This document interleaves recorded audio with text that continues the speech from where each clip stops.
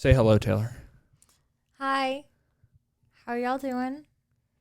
Okay, good. I think that's good. I'll speak like this. And I won't speak any louder than this. Because with my headphones, I speak like this. But we're not doing that today. Happy Easter, everybody. Welcome to Sunday. Fun day with Taylor and I. Happy Easter. Diet, pepper, cream soda. Do you tell everyone what you're drinking before Usually. you do your podcast? Usually I tell them. Are you like advertising? I wish. No, I wish I got advertisements. I don't think companies want to work with somebody like me, at least as of right now. But maybe in the future. Here's a few facts that you guys didn't know about Easter morning. The women who witnessed the crucifixions were committed to caring for Jesus. 2. Before the women arrived at the tomb, there was a great earthquake. That was Jesus' feet plopping over to the side. The soldiers were terrified at the appearance of the angel. Weird, right? That they were scared of an angel. 3, the stone was moved away, not to let Jesus out, but to let the women and the other witnesses in. Wait, the stone was moved out not to let Jesus out. But if he moved the stone... Did you prepare for this? What do you mean? Did you prepare for this? Prepare for what? Or are you just like reading them? Did you just like Google it? That mic needs to be closer to your face. I'm sorry. Did you just Google it? Or did you actually... You can adjust that thing as much as you want. Think about this You stuff. can push it up, too. Confused. What does this button do? You don't want that. You want it to be vertical. Well, don't do that. Don't do that. You can adjust the thing, though. Just, move it however you want. Move this. Whatever you want to do. Hope everyone can hear me now because this thing is touching my nose. It doesn't have to be that close. There you go. That's good. No, I didn't prepare for shit. But no, if the stone was moved away, not to let Jesus out, but to let the women in, the only reason why he would move it out is to walk. The only reason why he would move it away is to walk out eventually. Okay, that's stupid. The Jewish idea, and for all my Jews out there, please let me know if this is true.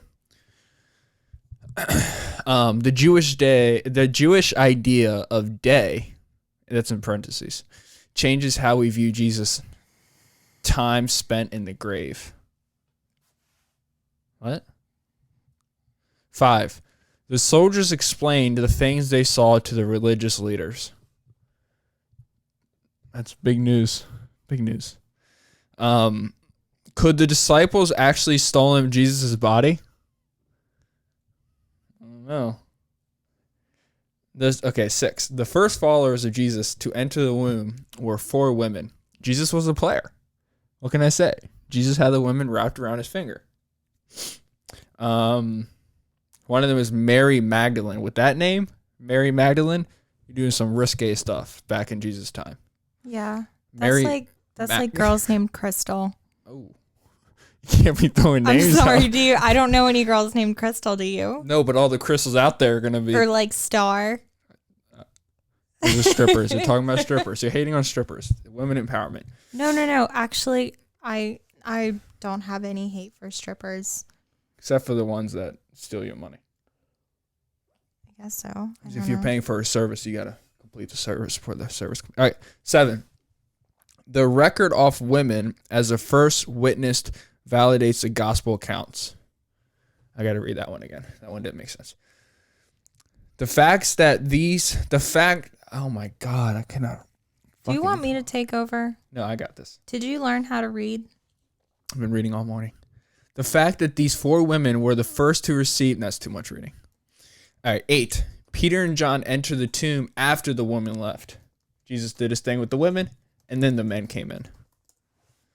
9. Here's Mary Magdalene again.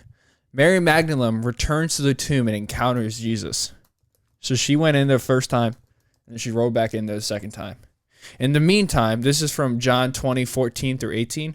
In the meantime, Mary Magdalene returns to the tomb alone. Listen to the account of what happens next, as told by... Oh, no, not reading that. 2 things to note. No, not doing that. 10. Jesus makes more appearances. Yeah, so that's a few things that happen on Easter. How is Easter celebrated around the world? How countries celebrate Easter around the world? How do you think they do in Asia? In India, even you can cut me off whenever. Okay, I'm All right. cutting you off. All right, let me read one about a country that doesn't have a lot of Catholics,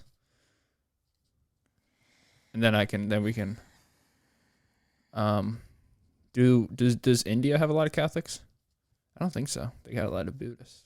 Are you asking me? No, they don't have Buddhists. They have a lot of Muslim. I'm not sure. All right. In India, even though Christians only make up 2.5% of the Indians' population, they still have elaborate Easter festivities, especially in the northeastern states. The Western Indian state, Goa, celebrates with carnivals, complete with street plays, songs, and dances. People exchange chocolates, flowers, and colorful lanterns as gifts. All right. What do you have for me, Taylor? Okay. So, today we're going to talk about relationships. Which I'm not in. So leave your applications in the comments below if you're a single male Yeah, or yeah, female. same. Or wait, if you're a single male or female. are or you female. are you advertising for single males? Non-binary. Yeah. Well, I'm trying to help you out too. No, but you just okay. Or non-binaries. So let me know. A dog's in here. She's over there laying on the bed. I'm a dog dad. Oh yeah. So what sparked this idea was our diverse parenting issues with our dog. Why can't you just let me be? There you go. Yeah, Let it so be. Michael Hi, dog. Michael and I have very different ways of parenting Riley. I'm the stepdad. And Just remember that. Day one. And so we thought that would be funny to talk about. And then we also pulled up 100 funny questions that you should ask your girlfriend. Mm-hmm. And I have here 24 relationship red flags. Oh, fuck. Fire away. Okay. And I'm going to yay or nay these if these are bullshit or if they are bullshit. Now, I'm going to give you Okay. a reason for each one.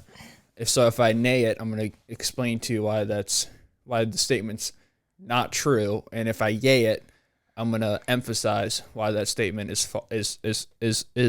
true. Thank you for explaining. You're welcome. Okay. Number 1, they can't stop telling you how perfect you are. You are?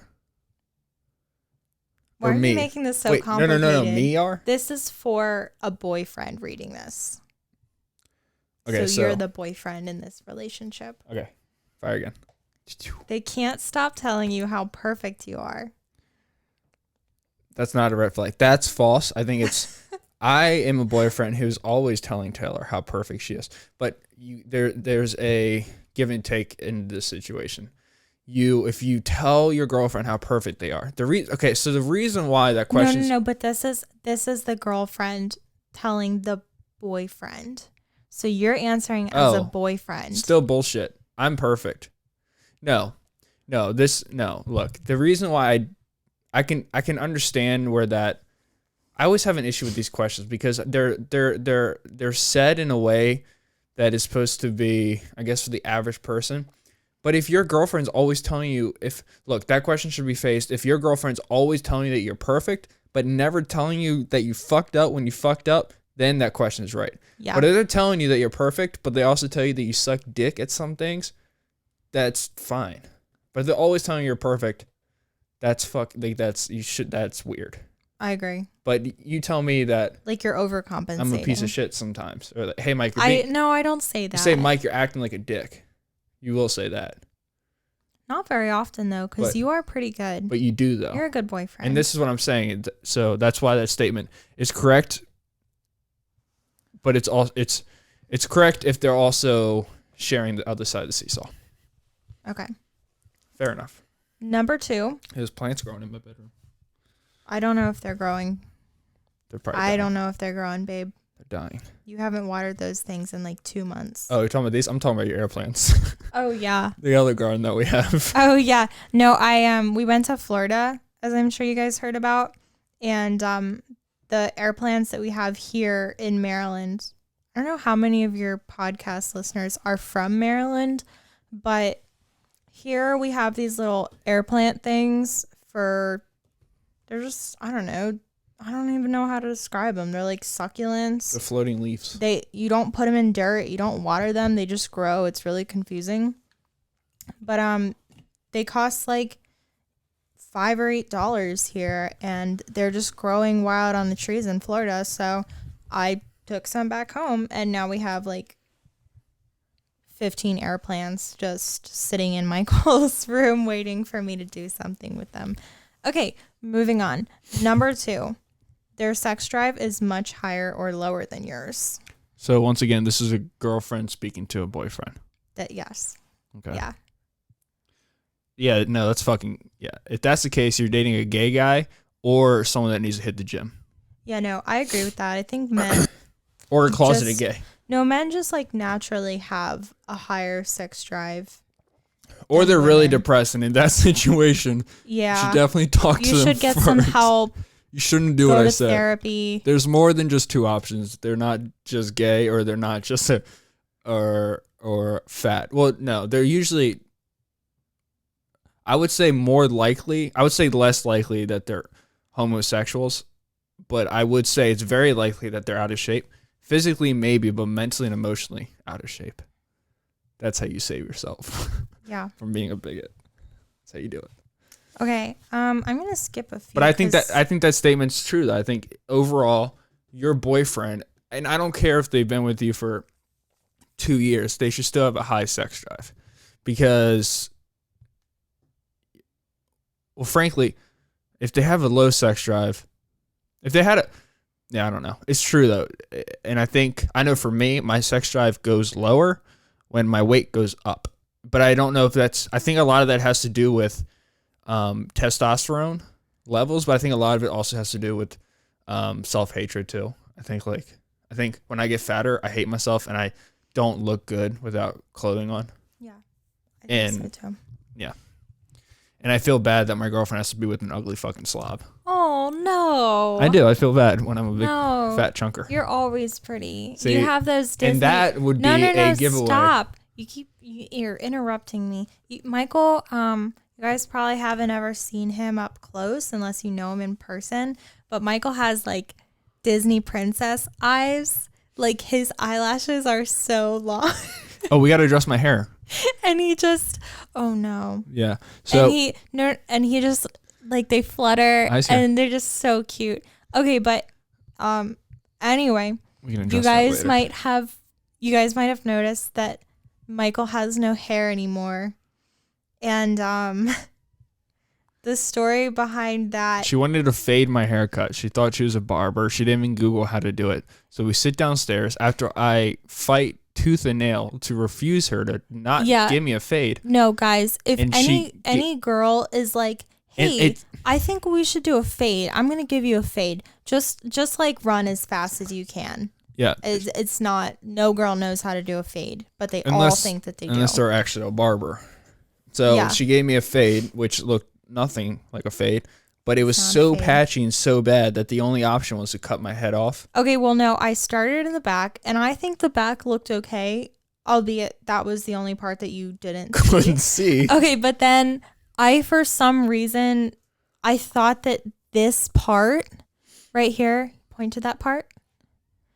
Yeah, this little strip, I thought that I needed to shave that on a number 1. I'm not sure like why I thought that was really important. Mm-hmm. It just looked like really scraggly to me. So I just thought that I could just go up in a straight line and just cut it off and that would look fine. And I got like an inch up on one side and I was just like, this is a huge mistake. Mm-hmm. But I had to keep going. I should have stopped because it would have just grown back. Yeah. But I had to keep going. And then I was like, oh shit, this is bad. So naturally I did the other side to make it even. Yeah. And it was bad.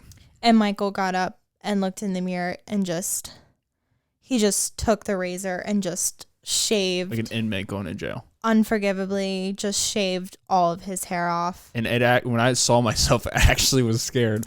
And you were so nice about it. Like, guys, he wasn't even mad. He just laughed. Like, I literally just ruined his hair.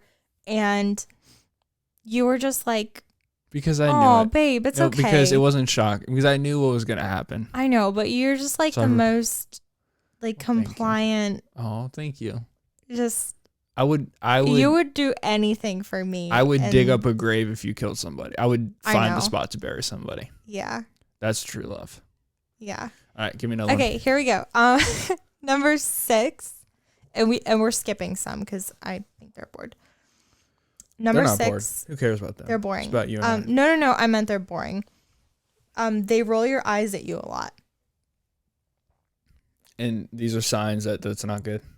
Yeah. No, it's bullshit. It's okay. No, rolling your eyes at your girlfriend is, if it's the first month, I would say don't do it. No. It's your girlfriend rolling her eyes at you. Oh, that means you're being a good boyfriend. Oh my gosh. The more eye rolls you have means the more of a connection you have. The day they stop eye rolling is the day they stop listening to you. They stop caring. That's when you need to run the other direction. Or you can just, it's true. Actually, that's the best time to break up with them. Because they'll be like, what? Where'd you go?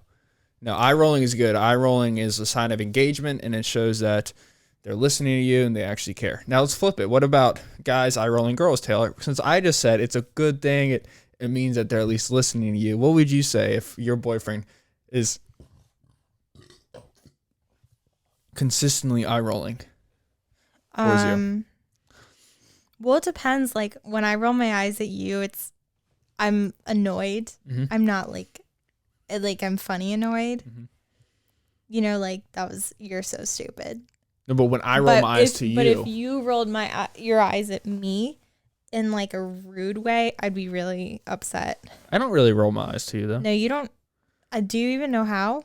I used to. The reason why I don't roll my eyes anymore is because, so back when I think I might have told you this before. So between the age growing up in the Bowie house, I used to pee the bed all the time, and it moved into going in here. And the eye rolling comes from this because I would have to take this pill. There was a pill I had to take, and I took it at like 8:00. My bedtime was at 8:30, and I had to stop drinking at 6:00. And I don't really know the science behind the pill, but what it did is, I guess it like shut off my urethra because I couldn't pee at night until I woke up the next morning. And I remember, I didn't, a boy at the age of 8 or 10, 12, whatever it was, 12 years old, I didn't want to listen to the rules. So I would sneak into my parents' bedroom after they tucked me in bed at night. And my mom used to wear blush, like she wears blush, and I would take the top off and I would clean the top out. And then when I cleaned the top out, I would fill it up and I would drink water out of it. Are you serious? Yeah, I did this. Like, I think I might have. You never told me this. No, that's crazy. You were that desperate. These are good clips, by the way, because I can clip these out. Oh my gosh. But that's ridiculous. I would drink the tops out of it. And I remember one time very distinctly that I got caught.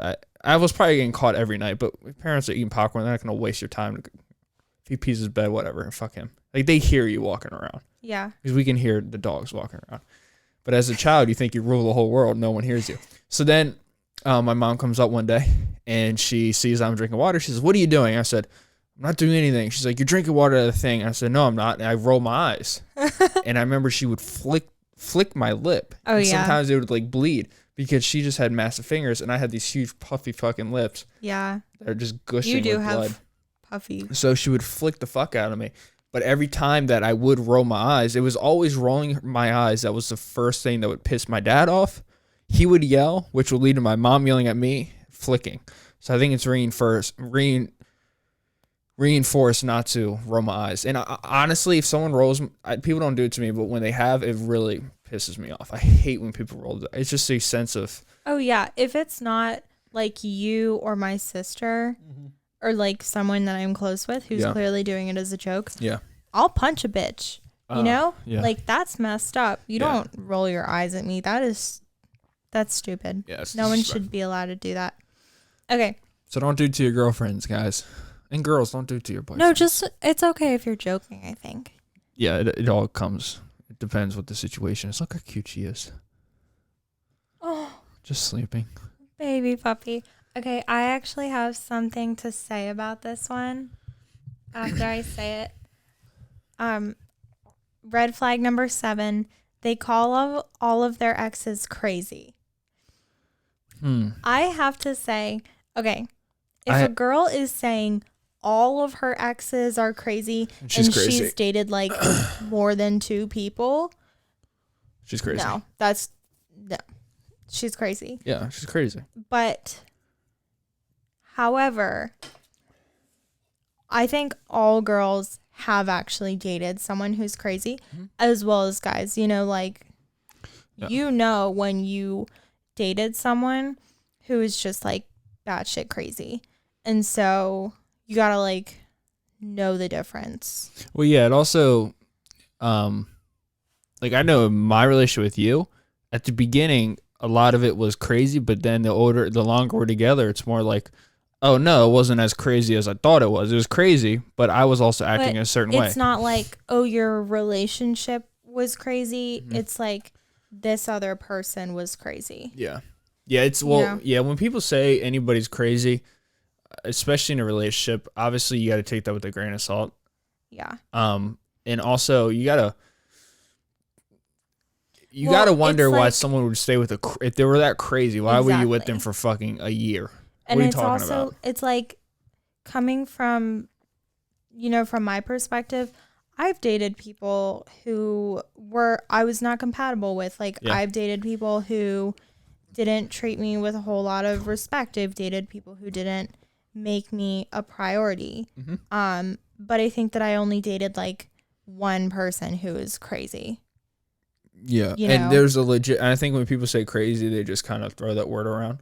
But I think or not even crazy, but just like the majority of this relationship, I can't even figure out how it would possibly be my fault. Like, you had so much baggage and just whatever. Yeah. That it was not even. Yeah. And I'm going to tail off on that. I think one of the ways that when I go into a relationship, which I don't have much experience about, but I think what I'm about to say is a reason why I don't have much experience around it. When I go into a relationship, I think where a lot of people, they don't look at it. Like a lot of things in my life, I don't look at a future. Like, I try to, but I'm very impulsive. I just kind of do different things. But when I go in a relationship, I'm all about in my head, it just doesn't calculate to get in a relationship if you don't somehow, and it sounds crazy, people lose their mind, but marriage or having a family. So, like, in my head, that should always be the goal when you go in a relationship. This has nothing to do with crazy, but in my head, if I raise kids, it's, and I don't know, I think it's different, like, dating in like middle school and high school and whatever. It's hard to have that perspective. Yeah. But if you can carry that perspective, it's hard to know what you want. Yeah, and I don't know. I don't know. But maybe no, that's totally true, because even in high school, like, when I dated people, I was serious about it, and I literally was like, okay, we're dating because I want this to last. Like, I want to get married, I want to have kids with you. And so if you're But I think you're in a relationship with someone and you've been together for like a year, and they're still just like, oh, I don't know, I just think like we need, time to get to know each other. It's so far ahead in the future. Yeah, what are you doing? I'm calling bullshit. It shouldn't take you a year to figure out if you want to be with someone. And, or not even, especially at our age, like, it shouldn't take you a year to figure out if you want that to be a long-term relationship or not. And I think the way that you and I are talking right now is, I think a lot of people define this as crazy. Yeah. Well, especially when you're our age or you're in denial. But also, my pet peeve with like guys is when they say, oh, I just don't understand marriage. I don't think we need to get married to have No, But I've been okay, guilty of that, but though. that's, like you're different because you don't have a problem making that commitment. Like you might say, I want the pieces oh, in place. it's not super important to me to have this big fancy wedding. It's not, like you and I are together and our relationship is just important if we're not married than it is if we're married. I'm still equally committed to you. And that makes sense. But when a guy says, I don't want to get married ever because I just don't believe in marriage, Yeah. coming from a girl, I have never known a guy who said that who actually wanted to be with you. Yeah, and you got to look at the other side. When people are saying they don't believe in marriage, I think marriage is just, it's such a word that it puts in cement that you are fully committed to somebody. So by someone saying they don't believe in marriage, they can say all they want about, they don't want to show society that they're together. It's just a symbolism. It's a authority thing. Yeah. Like all that's secondary, but the main thing is But it is what it symbolizes. It is. That's yeah, why it's important. and that's why they don't want to do that. Most of the time, that's why they don't want to do that, because it is such a hard commitment. But at the same time, though, I think people who have been divorced 2 or 3 times, it's a different situation. Yeah, of course they don't believe in marriage. Yeah, How can you no, believe that in makes marriage sense. after that? But when you're our age and someone says that, like And some if they guy, come from a family of a just divorced family too, they're just not committed. And 2, I think every girl has like had an experience where they dated someone who was just like, yeah, I just don't believe in marriage. And then 2 years later, they're with married. someone and they're engaged. Yeah. And you're just like, okay, so you just didn't have the balls to like tell me that you weren't sure if you wanted to be with me in the long term because you knew that would be a deal breaker for our relationship. Yeah. Yeah, and I especially for marriage, I think when you marry somebody, you're telling them that you're willing to be with them, to heaven or hell, whatever. But I know for me, the only thing that's stopping me from marriage is marriage and having a family are very close. Like that's basically the same thing to me. So in my head, when I think of marriage, I think, well, it's the like day you get married, if you have a kid in the next day, that's not possible. Let's say you get married, you come back from your honeymoon, boom, you have a kid. You should be prepared to have that. Yeah. You should be ready. And I'm not talking mentally or emotionally because you're never ready for that. But I'm saying financially, you should be able to. You should have your shit together. Yeah. And that's one of the things that's so that when I look at marriage and I say, no, I'm not, not ready for it. Well, dude, I don't even have a career. So I think there's a lot of different things that go into it. But I think when people say they don't understand what marriage is, or they don't need that to show their love to you. No, that's not true. I mean, maybe, but also you're not willing to fully commit, because if it really didn't mean anything to you, you wouldn't give a fuck. Yeah. You just wouldn't care. But yeah, okay, cool, just get married. Yeah. That's fine. Because I think, and honestly, personally for me, I think marriage is about 2 people, but I think the wedding is more about the bride than it is about anything. For me, I think the wedding is beautiful, but is it what I'm not dreaming of it when I'm 4. Yeah. But I think girls do it because it's a celebration for them, and especially their family. And it's also about just, I don't know. I don't even really know what it's about. I just know that I've had a Pinterest board for my wedding of like the dress I want, how I want my hair, how I, want the ceremony to be, where I want it to be, what I want my ring to look like, and it sounds kind of crazy, I'm guessing, for men, but for women, it's just like, this is like their Sunday football. I guess especially for, someone who's like very romantic, just like a hopeless romantic. Like I know for me, my job, what I want to do in life is incredibly important to me. But like if I wasn't married to you, if I wasn't spending my life with you, if we weren't going to have a family together, it would just be out the window. You know, like the other aspects of my life are enhanced because of our relationship, but if I did not have this relationship and I just had those other things, I don't think I would be happy.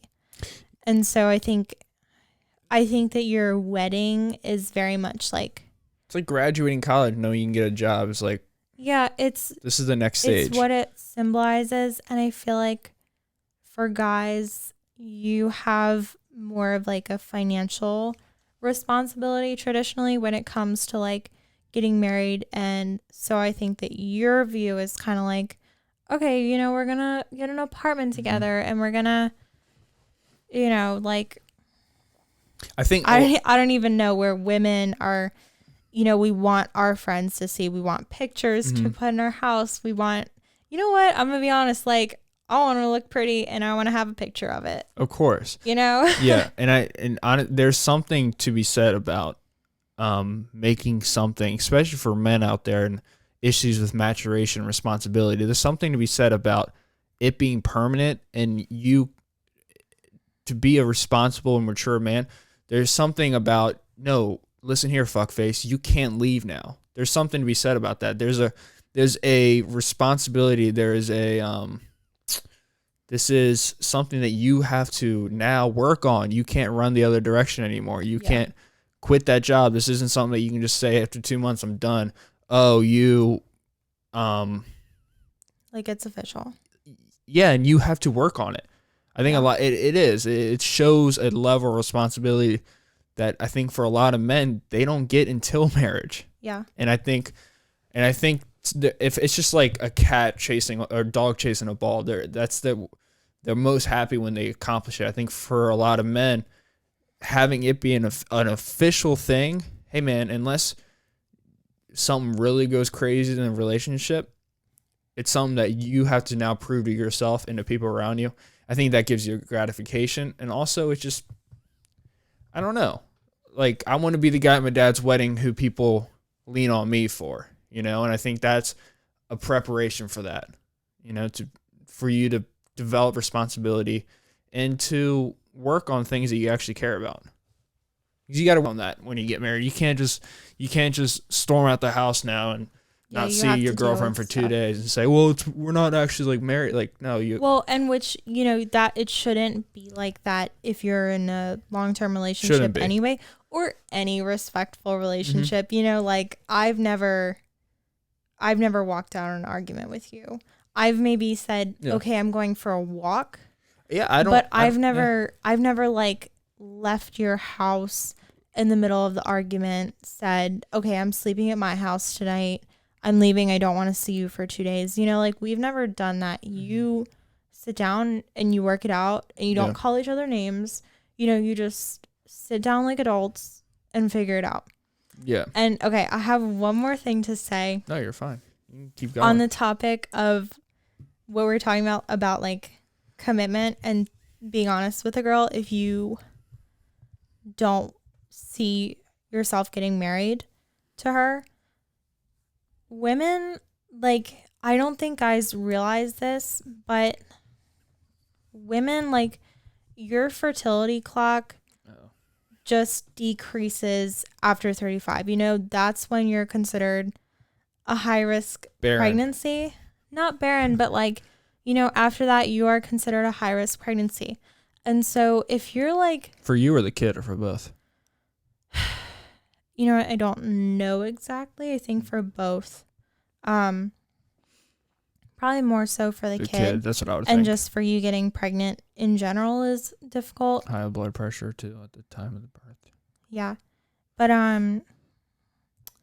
if you are 25, 27, 30 and you're with a girl and she clearly thinks that like this is a long-term relationship, like we're going to get married, and you don't want that, and you know that like, even if you know that you're not sure, you know, like you have to tell them, because I mean, I hear about so many women who like hung on to this relationship for 5 years and they get to 30 and realize that like this guy is never going to commit to them. And Yeah. by then, you know, if you like, if you even want to have one kid, you know, you have what, like a year, 2 years to find someone, get engaged, get married, and then start working on building your family. Unless you can have Unless you don't want to kids have. before you get married.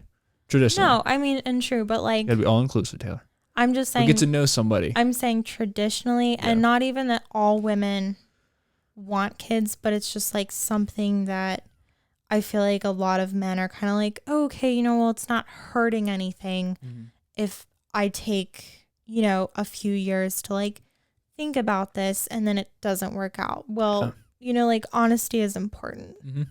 So even if you're not sure, like that's okay, but your woman, your girlfriend, your whoever, like should know that. Yeah. Okay. Next. They have no work ethic. Once again, me viewing you.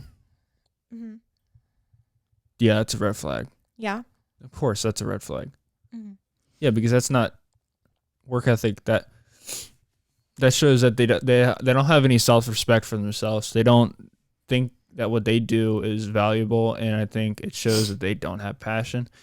And I think if they're not going to show work ethic on a stupid painting and actually, you know, do it well or do well in school, then kiss the relationship gone. Yeah. Like that's not that work ethic is 100% translated into every other aspect in your life. Yeah. Commitment. Whether you're going to persevere, stay through something. I think it's like incredibly pertinent and reflective of like how your relationship is going to be. You know, if someone doesn't have any work ethic, that doesn't just apply to like your life, you know, how your financials are going to be, her job, you know, that's also like, okay, we have a fight. Are you going to stay here and work it out with me? Yeah. Or are you just going to say, screw it and move on to the next relationship, you know? Not even relationship, but are you willing to, or are you willing to admit your wrongs? Because a lot of the reason why people stall out on progress is because they're unwilling to admit that they're at fault possibly. Yeah. And I think that's very important to admit that you're wrong so you can continue with the project. If that project is the argument you had that night, or if it's over trying to get a college education. And I also think that having a good work ethic and completing your goals showcases a lot more about your personality than it's just written down work ethic. I think it's really important. But also at the same time, I think it's very, on the other end of the spectrum, it's very important to watch out for work ethic, borderline, extremely obsessive too. I think that's something that I have a lot of friends that say, well, she just doesn't like how much I work. Like, you know, she's just not, I'm working too much and she can't deal with it, but we got to pay the bills, or, you know, there's a point in, not to speak to people like that, but and I've experienced just from myself. I've worked 2 jobs and gone to school while dating Taylor. Mm-hmm. And there was times where I was working, you know, 30 straight days, a whole month without a day off, and trying to do homework and trying to maintain a relationship. And that's obsessive, but let's say it's 26 days. There's a level of communication that has to be there. It's not that you're working too much, which, yes, it is. But what it is that you're not communicating to the person when you're working and when you're not working, and you're not having open conversation with them. You're saying, no, I'm working that day, I'm working this day. No, you got to tell them the days you can't work, or the days that you're off, and you got to do something on those days. You can't just, you know what I mean? There's a work ethic that becomes obsessive, which you got to look out for. And you also got to figure out, why am I working so much? Is it because money, or is it because you're scared to be open with your girlfriend, so you're trying to take time away from them? Or so I think it's both ways. You better have a fucking work ethic. If they don't, then it's not going to be a good relationship. But there's also, you can always build a work ethic. It could just simply be no one's ever told them that they're good in their life either. Yeah. No, for sure. You know, but there's also an obsessiveness that I hate when guys use obsessive as a positive personality trait all the time, because I do it and people say, no, it's good to love the gym. Like, no, it's not good to be obsessive about the Yeah. gym. There's, If you it's replace like a gym with it's a alcohol, spectrum. then it's bad. If Yeah. you do alcohol every day, it's bad. Just because you do the gym every day doesn't mean it's good. Especially when you're neglecting other things, other responsibilities, and using the gym as that. Yeah. Oh, I went to the gym. Well, you didn't do your homework. Now you're It's like flunking out of math. when you're relying so heavily on one thing, one hobby, one job, even your relationship, like you're relying that heavily on this one aspect of your life, it's just never healthy, because you It could crash and crumble. I mean, yeah, like it can go wrong. And also what's wrong with the other aspects of your life that's making you feel like you Run away. constantly have to distract yourself with this other thing. Yeah. And like I've totally experienced that in relationships where I was just so invested in the relationship that I didn't care about anything else, and it was, I would always say like, oh, like when I'm not with you, I'm just so anxious and stressed and unhappy. And when I'm with you, I'm happy and everything is great. But that's not really how it should be, like if you're it shouldn't be like that. if you're not happy outside of your relationship is not helping you. It's not making you It's not healthy. a better person. Yeah, it's just not healthy. And so Virginia Tech helped a lot with that. yeah. Like Yeah, for having sure. your own place, and like, I guess we don't have to talk about each other, but I think it is important for people to have other things that they work hard on, but they should also still have a main focus of working hard in the relationship. And when people start saying, I've been with you for a certain amount of time, that should never be an excuse why you stop working on a relationship, because it can always be better. Yeah, and regarding Virginia Tech, like that totally makes sense because when we first started dating and we were both going to the community college, I would say within 3 weeks of us starting dating, like we were sleeping with each other all the time. Like, Yeah. we were at the same house, whoever's house we decided to go to, like we were together. Mm-hmm. If you weren't working, if I wasn't working, if we weren't in class, we were hanging out together. And I think we're still very much like that. Like we are really best friends, and so we're together a lot. But also, we had to adapt to like me being away from school, like me being at school and making that another priority in my life. And furthermore, having me be at school and actually enjoy it and not just say, okay, Guilt-free joy. Yeah. And not just say like, okay, I have to get through this week or these 2 weeks. And then I can be happy again because I'm with you for 2 days on the weekend. Like I did that. It wasn't fun. It was a reflection of my inability to just be happy with myself. Yeah.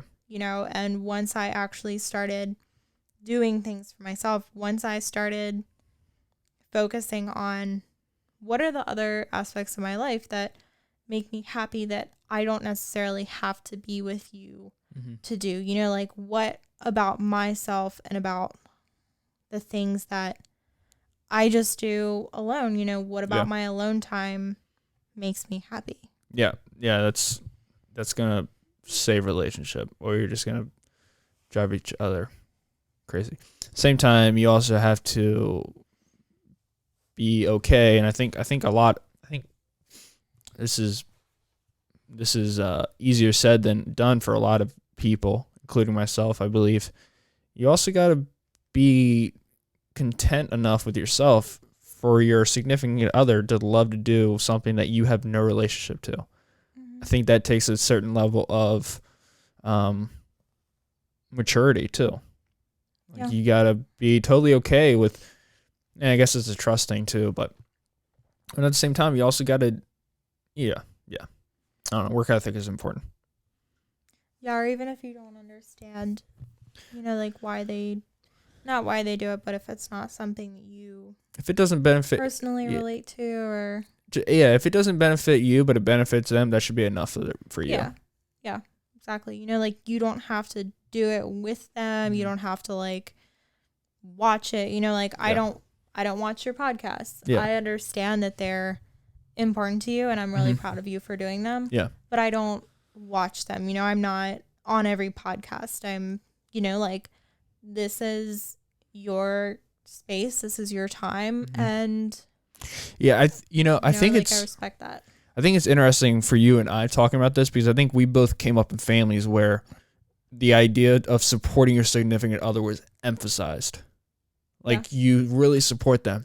So I think for a lot of people listening, they came up from families that wasn't that significant. So I think you and I are talking, no, you need to be less off the back, where I think a lot of people are coming in from the other side. Oh no, I need to actually pay attention to them. So I think that's really because I was brought up, you know, your significant other is your world, right? That in your kids. And I think you were also just that very close knit of a family. And I think there's a lot of people out there listening where that's like a girlfriend isn't, or a wife isn't everything to them. It's just, I think a lot of people grew up in a family where they saw the love and the connection wasn't real. So I think a lot of people have trouble connecting in a certain way. I thought that was interesting. So for a lot of people, I think this is one of the topics that we're speaking on that we might be in the minority. I think recognizing that there's also a majority of people out there who they don't even realize that you got to pay attention to your significant other. And I think maybe for some of them it works, and who am I to judge? Yeah. You know, I think that's important also to recognize. Yeah, for sure. And I know a lot of people, you know, I've dated people who came from broken homes or, you know, just didn't have that great, you know, parenthood. Traditional family love. Yeah, to like learn from. There. And I think, you know, I felt bad for those people, and I understood.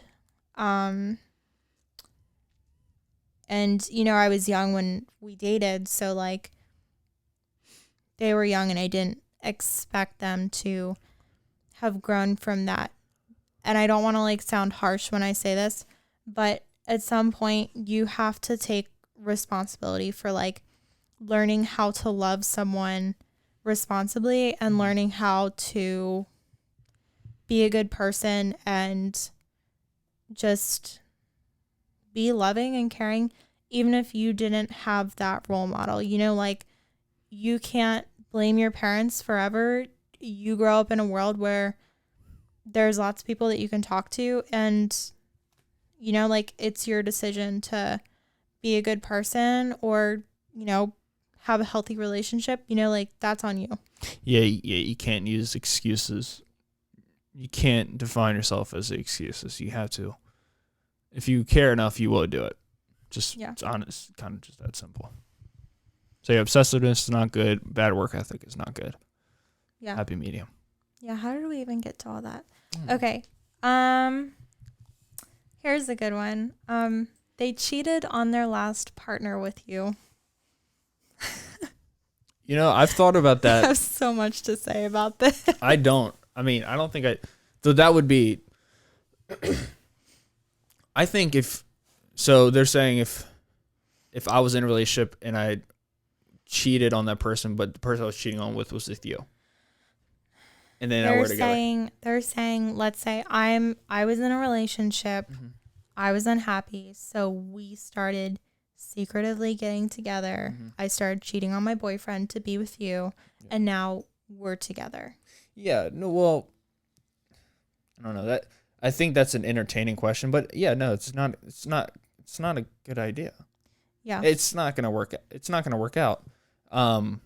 You see that like all the time in movies and stuff, and you hear people who think that's like an awesome thing, it's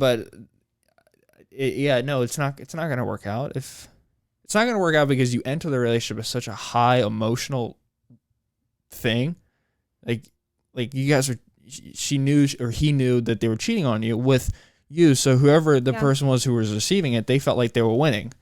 So there's never going to be you're never going to look at the person the same because you're always going to think you have something over them. Yeah. You were the guy that they cheated on their boyfriend and girlfriend with. So that's a sense of empowerment. And also that's a symptom of someone's life if they're cheating on you. Yeah. That's a collection of their life experience that leads them to do that.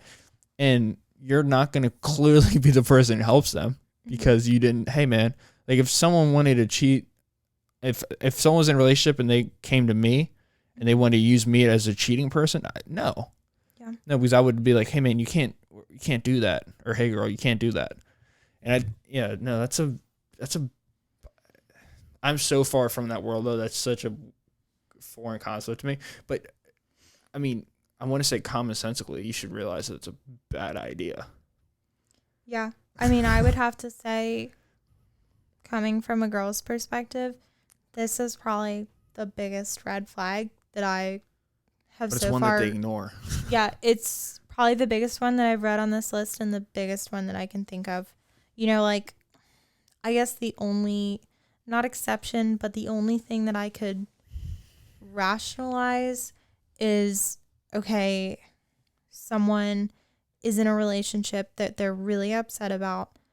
Something happened, they had a fight or something, and on a one-time instance, they came to you to confide in something or just to cry to you. Like there was a moment before they were probably going to break up with this person and something just happened emotionally or physically, but in this one time instance, you know, like, They got to be open.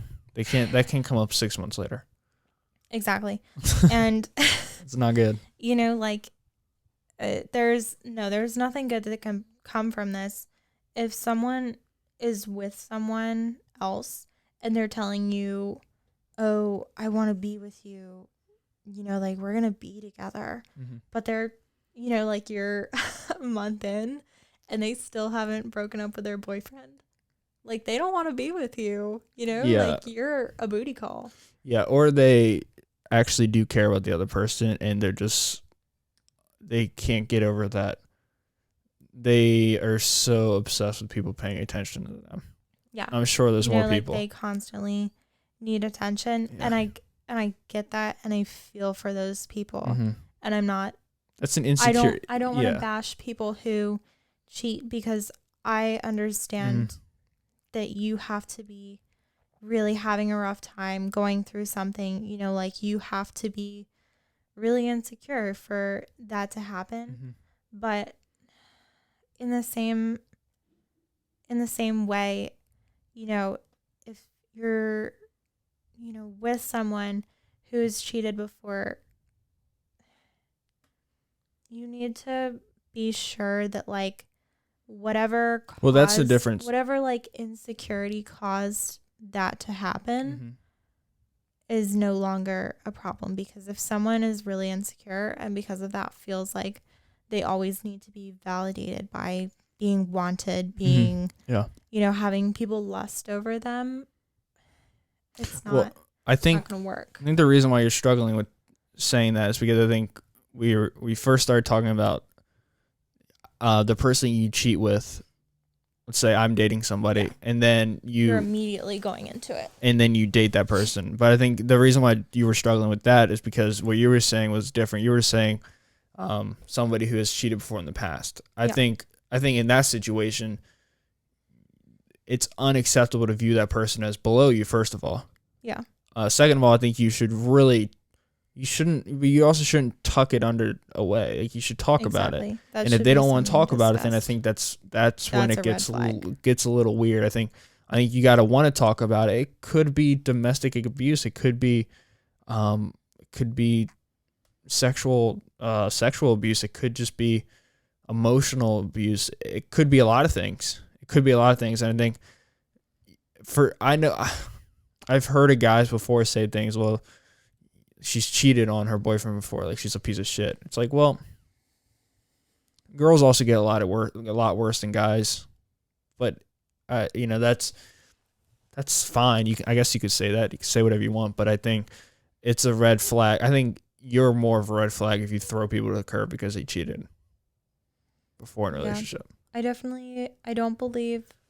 Also, some people love that though too. Some people love that fucking chaos. Yeah, no, that's totally true. And that's a different story too, though. If that's you and you just are not ready to like move past the phase in your life where you can't get enough of chaos and you thrive off of that in a relationship, that's fine. But don't be confused when your relationship isn't going well, Yeah, it's not for me.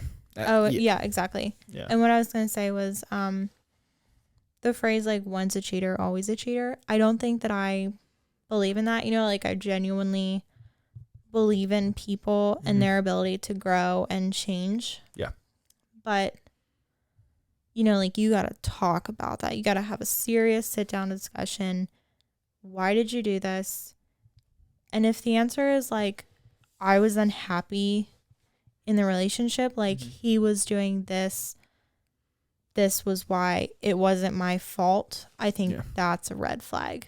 If someone if someone can own up and say it was a huge mistake, I was unhappy and I didn't communicate it, I was unhappy and we should have broken up, I was unhappy and I needed attention, it's different. Yeah, otherwise it's like, oh cool, so that's what you do when things get a little testy. Exactly. That's insane to me. I get panicky just thinking about that. Yeah. That's calling some girl. Oh my God, I would feel so bad for the girl, first of all. And second of all, I'd be like, what are you doing? And I'd be like, oh, that's gas money. I have a flat tire. Yeah. We can do like two more? Okay. Yeah, about an hour. All right. Here's one. Did I wake her up? Look. Woke her up. Oh, she's like snuggling my phone. It was right underneath her nose. That's cute. Okay. They make fun of you during sex. I mean, you're a fucking piece of shit. Yeah, that's a red flag. Yeah. But like, also, that's not a red flag. Well, what's the context? Yeah. If you're like doing some weird dominant shit and you say that, then no, that's not weird either. But if you're just casually having sex with your girlfriend, if it's like every time, or if you're like doing foreplay and you say, "Oh, you fucking fat ass," like, yeah, that's not cool. You can't do that. But if you're joking around, making jokes with each other during it, then that I would say you probably have a better relationship than most. But yeah, no, if it's the first time hooking up with your girlfriend and they're fucking making fun of you, then I don't know if that's not gonna go well. It's probably not where you want to be. No, especially if they're talking about your physical appearance. If you're in, a year, like several months in, and like you do something clumsy or, like say something or fart during sex. Yeah. Like that's kind of different. But yeah, they're not making fun of you. We're not talking like sexual abuse here, like we're not talking emotionally like berating someone during sex. That's messed up. Yeah, if they're just quiet the whole time too, that's also fucking weird. Like that's also what's going on here. There's no noise here. They're way too Catholic for you, bro. Okay, I have a last one that I feel like is looped into kind of the same thing. They refuse to make your relationship public and they have a different idea than you of what it means to be faithful. Those are two different questions. Well, the first one. Okay, then we'll just go with they refuse to make your relationship public. Yeah, so that one is they refuse to make it public. Yeah, of course that's a red flag. Yeah. Yeah, no, if someone doesn't want to tell people that, if they're not excited to tell people, their family and their friends, that they're happy, then that's weird. But once again, I think you and I are I think we're like a generation behind when it comes to the kids our age. Like a generation ahead. A generation like older. Okay. Because So a generation ahead. I think making it public these days is such. I think It's like very official. if we were if we were just dating and we said that we were girlfriends and boyfriends and we said it for 2 months but we haven't made it public, I don't think you're actually in a relationship till you make it public. In this day and age. If you're purposely hiding it, it's like, It's not good. for me, I'm like, okay, are you cheating? Mm-hmm. Are you afraid of committing to me? Or are you embarrassed of me? Those are hands down the only 3 things that I can think of as to why someone wouldn't want to make their relationship public. I don't know if there are more things, like, let me know, because I honestly. Yeah, I mean, but for me personally, I don't even think about it in public. Like, I may not tell somebody. I would tell my family, but I may not tell anybody for like a month or 2. But I also don't tell my friends anything. Yeah. I wouldn't go out of my way. If someone's like, Are you're you dating dating her? someone You and deny it. That's fucked up. yeah, or if like your boyfriend doesn't put anything. Well, no, not that. I was gonna say if your boyfriend won't put up any pictures of you on social media, but I guess that kind of depends on like how, what their deal is. Some people are just really private, and like I respect that, but also I think the question shouldn't be putting it public, but denying that you're in a relationship when asked. Yeah. I think that's more important. I think if someone even said if someone can't use their name of their significant other when they're talking to somebody, I think you should be proud of saying you're in a relationship. Yeah. And if you're not and you're denying it, then yeah, that's a red flag. That's a red flag. Yep. It's not a good idea. But anyway, I think that's all we have. Yep. And to give credit where credit is due, the questions we were reading off of is by self.com. 24 relationship red flags you should never ignore. Yeah, guys. So that was a podcast. I think this is like the 3rd or 4th time she's been on with me. Taylor, my lovely girlfriend. But if you guys enjoy the podcast, once again, leave it a like, comment, subscribe on YouTube. If you're on audio, please leave it a written rating and leave it a 5-star rating. If you liked it, if you hated it, please leave it a 1-star rating, but just explain to me why you didn't like it. Leave suggestions of what you want us to talk about. Yeah, give us topic ideas. Or what you want Michael to talk about. Michael comes downstairs like every Monday and Wednesday, and he's just like, should I talk about on my podcast? Literally like twice a week. It's weird because 2 podcasts ago, it was so easy to talk about. Sometimes you know exactly what you're talking about. Tuesdays are usually the easier ones. But other times you're like, Thursdays are rough. Thursdays are rough because you do a podcast on Monday or Sunday, and then you only have like a day. And when it's all coronavirus, you don't want to talk about coronavirus all the time, even though it's easy to talk about. But there's just nothing going on. Like usually I get my ideas from like Twitter. Yeah. I see what's going on, but everything's coronavirus. More people are dying. More people are doing this. Mm-hmm. But when there's a guest on, it's so much easier because talking for 40 minutes straight is not easy. But when there's a guest on, you can riff back and forth. But yeah, guys, thank you so much for listening, and I'll see you guys in episode 79. Peace out. See ya. Thank you. Bye.